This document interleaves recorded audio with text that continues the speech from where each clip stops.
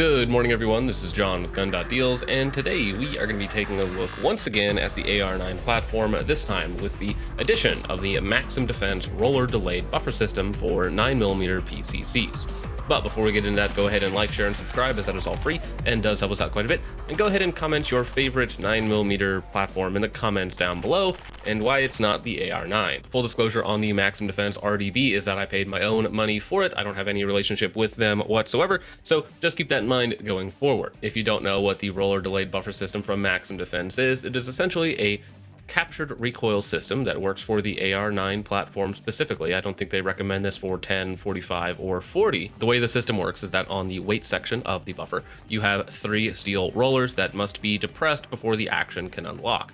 These sit against the external sleeve, which is also made out of steel, and so it will not move or unlock until those have been depressed by a sufficient amount of force. Now again, that force is set up for 9mm and probably a wide range of 9mm because you can get different rollers and different buffers and so on and so forth in different systems to tune for different ammo. However, in the Maxim RDB, it is probably tuned for most loads out there, so for something very, very specific or for some of your hand loads, it might not be the most effective for that sort of use case. There are 2 different versions of the RDB. You have the Carbine system, which you see here, which is a drop-in replacement, or at least should be a drop-in replacement for your standard Carbine stocks, and then you also have a CQB version for those very short stocks. I don't know how well that works in comparison to the Carbine RDB, because the Carbine RDB I believe is 8.5 ounces, where the CQB is about 5.5 ounces. Now, it being a captured recoil system, that means you have a steel rod in the center that does not move or compress, meaning that in your BCG, you need to have a removable weight at the end of your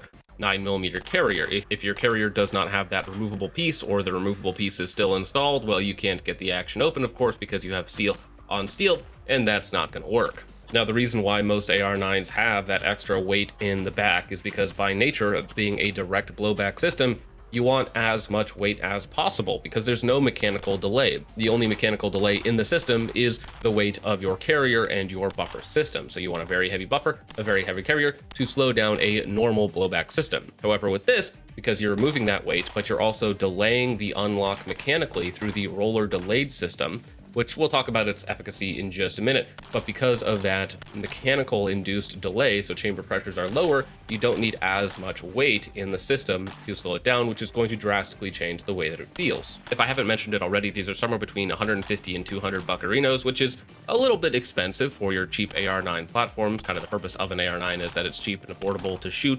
Now, the issue with AR-9s and direct blowback in general is that it has a very, very snappy recoil impulse. It's a very jumpy little gun, which you wouldn't expect for something so small and tiny like 9mm compared to 5.56 or 7.62x39, but because there is no mechanical delay in an AR-9, it's very jumpy. In fact, I would say it's very similar to 7.60x39, maybe not in terms of total recoil, but at least in terms of snap.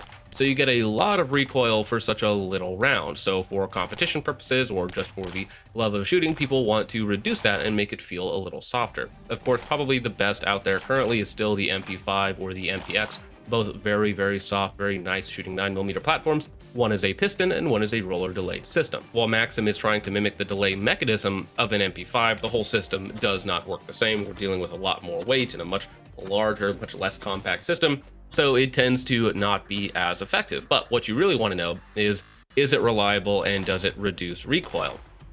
Yes and no. When we talk about recoil, it certainly does make it much less snappy. It makes it feel smoother. It makes it feel softer. It definitely delays that unlock mechanism just a little bit. In fact, as you can see it now, the system does not just unlock on its own because I'm applying force. I'm applying plenty of force. It's not until you reach maybe 20, 30 pounds that the system actually unlocks, and that is that mechanical delay because you have to defeat those rollers before the system can actually unlock.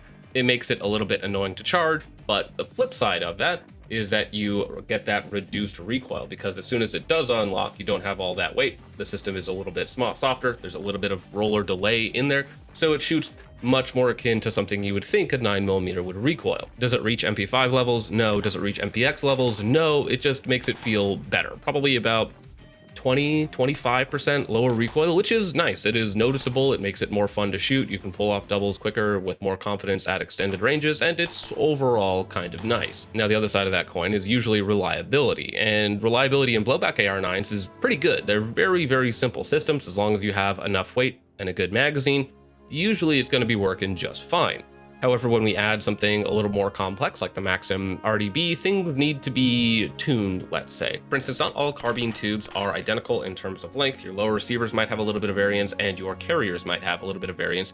And all of those things, and especially depending on assembly as well, will change how everything fits together. And in my opinion, it needs to be very, very tight. Not too tight, because you also don't want to do the opposite where you have too much tension on the rollers and you're pre-tensioning the rollers so it's not having the full delay mechanism because you're already partially defeating them. And the system I currently have it in is a Aero EPC 9 lower, which is a good lower, a CAC 9mm BCG, which has the removable section in the back, and I believe this is also a Aero Precision tube.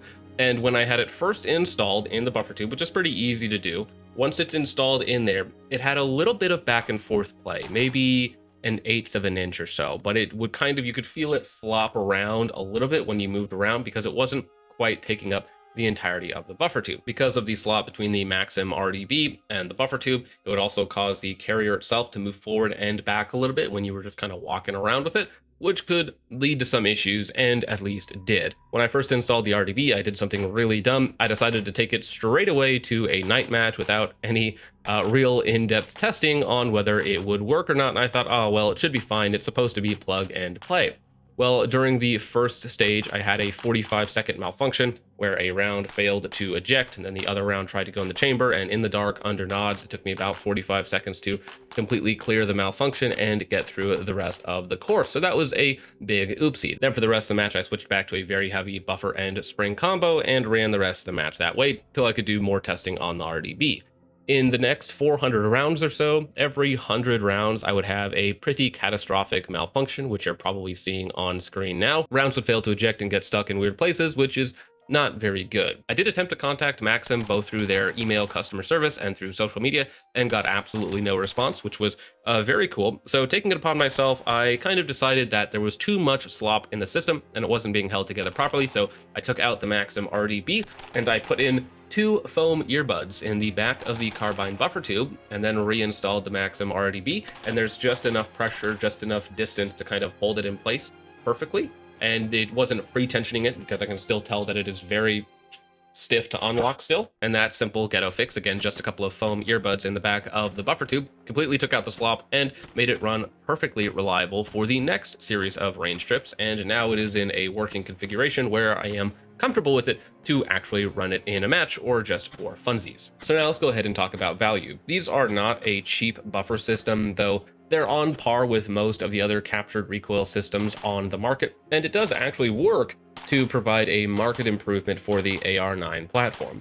If your total system is around $1,000 for the AR-9, for the optics, all that, throwing in a $200 part is about 20% more expensive, but you have 20% less recoil. So depending on what you're looking for, maybe that is actually worth it for you. However, if you are just a budget guy looking to do it on the cheap, well, you can spend probably a quarter of that and just get the heaviest buffer you can find and throw that in there and call it a day. For my purposes, which is going to be competition and just generic shooting in high volume, I am quite happy with it and something that I would probably try again or maybe look into another option if I was building out another AR-9, because it does change the way that it functions. It does actually add a delay that is noticeable and makes it feel better than basically every blowback 9mm AR on the planet.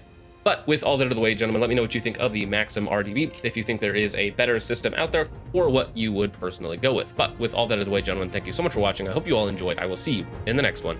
Peace off.